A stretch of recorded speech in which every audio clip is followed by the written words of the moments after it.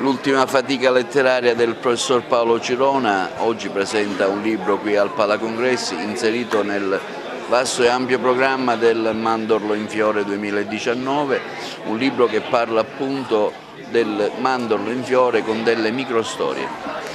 È un libro che racconta fatti, aneddoti che sono avvenuti dietro le quinte della saga del Mandorlo in Fiore, fatti particolari di grande attenzione sul piano sociologico, sul piano sociale e anche sul piano turistico e culturale. Quindi è un libro che si presta benissimo per ricordare che la sagra ha 74 anni ed ha iniziato il suo percorso nel lontano 1937 nella vicina Naro, e da Naro poi è andata ad Agrigento e continua questo suo grande richiamo, dove certamente consacra una partecipazione notevole da parte dei cittadini provenienti non solo dalla Sicilia ma anche da ogni parte d'Italia.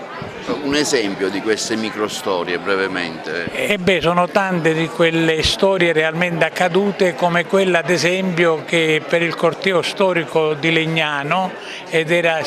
proprio il carroccio che dimostrava sul piano storico la vittoria dei comuni italiani contro Barbarossa. Questo carroccio era stato trainato da buoi di colore rosso e il sindaco di Legnano disse: non è possibile, la storia parla di buoi bianchi, e allora a quel punto in ultimo round li hanno dipinti tutti di bianco.